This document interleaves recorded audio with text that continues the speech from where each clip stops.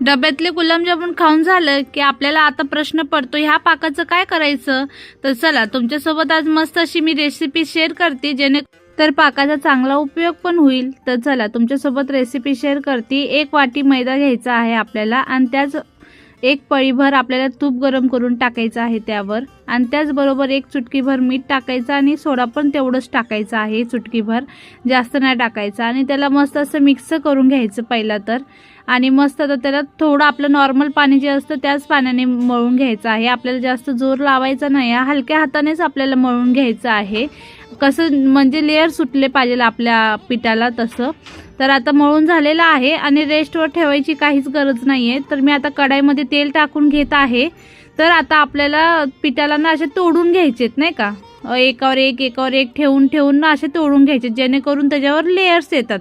तर आता मी तसंच करून घेतलेलं आहे। परत एकदा त्याला मिक्स करून घ्यायचे आणि नंतर त्याचे बारके बारके आपल्याला गोळे काढून घ्यायचे आहेत बघा।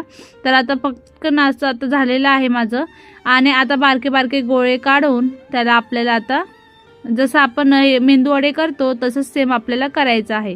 तर हे आता बनवत आहे आपण बालुशाही। तर 1 नंबर झालेली बालुशाही, मस्त वरून क्रिस्पी आतून मस्त रसशिली।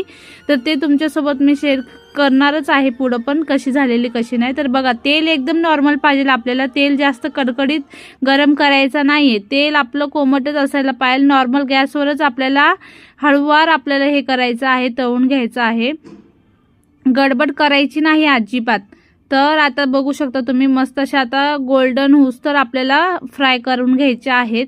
तर आता बघू शकता तुम्ही मस्त झालेले पण आहेत, साईजने पण मोठे झालेत बघू शकता तुम्ही आणि खरंच खूप मस्त झालेले। आता त्याला आपल्याला छान असं तळून घ्यायचं आहे। तर स्लो गॅसवरच तळायचं जेणेकरून आतून पण हे व्हायला पाहिजे, शिजायला पाहिजे नाही का, कच्चं नसायला पाहिजे। मग आता मी पाकामध्ये ते सर्व डीप करून ठेवलेले आहेत आणि बघू शकता कसे डबल आणि फुगलेले आहेत, त्या पाक पूर्ण रस पिलेला आहे। तर बघू शकता वरून मस्त क्रिस्पी झालेले आहेत आणि आतून मस्त असे रशिले झालेले आहेत आणि खरंच खूपच मस्त झालेले। एकदा नक्की ट्राय करा तुम्ही पण आणि आजची रेसिपी कशी वाटली नक्की सांगा। आवडली